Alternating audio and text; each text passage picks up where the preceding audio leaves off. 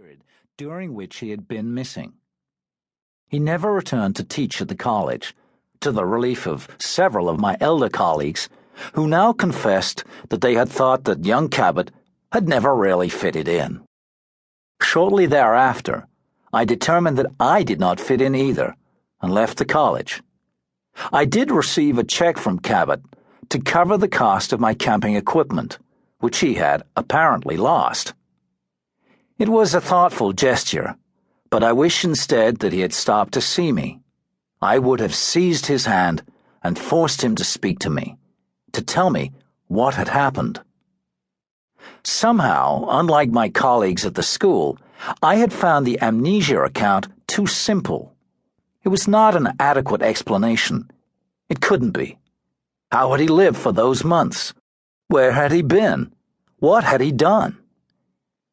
It was almost 7 years after I'd known Tarl Cabot at the college when I saw him on the streets of Manhattan. By that time, I had long ago saved the money I needed for law school and had not taught for 3 years. Indeed, I was then completing my studies at the School of Law associated with one of New York's best-known private universities. He had changed very little, if at all. I rushed over to him and without thinking seized him by the shoulder. What happened next seemed almost too unbelievable to comprehend.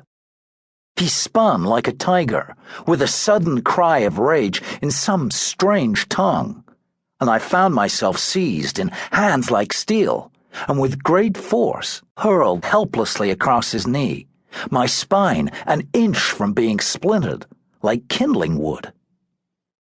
In an instant, he released me, apologizing profusely, even before recognizing me. In horror, I realized that what he had done had been as much a reflex as the blinking of an eye or the jerking of a knee under a physician's hammer. It was the reflex of an animal, whose instinct it is to destroy before it can be destroyed, or of a human being who has been tooled into such an animal, a human being who has been conditioned to kill swiftly, savagely, or be killed in the same fashion. I was covered with sweat. I knew that I'd been an instant from death. Was this the gentle Cabot I had known? "Harrison!"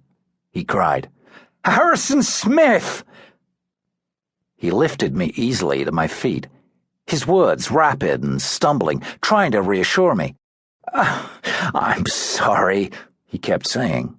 Forgive me, old man." We looked at one another. He thrust out his hand impulsively, apologetically. I took it and we shook hands. I'm afraid my grip was a bit weak, and that my hand shook a little. "I'm really frightfully sorry," he said. There was a knot of people who had gathered, standing a safe distance away on the sidewalk.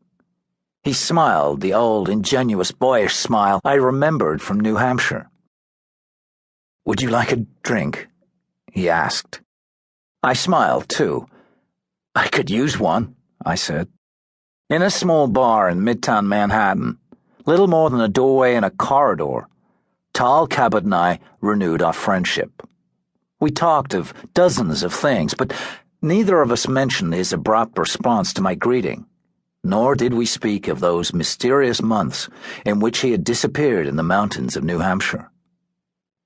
In the ensuing months, my studies permitting, we saw one another fairly often. I seemed to answer a desperate need for human fellowship in that lonely man, and for my part, I was more than happy to count myself his friend, unfortunately, perhaps, his only friend.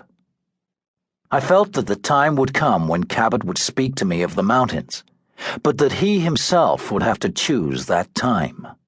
I was not eager to intrude into his affairs, or his secrets, as the case might be. It was enough to be once more his friend.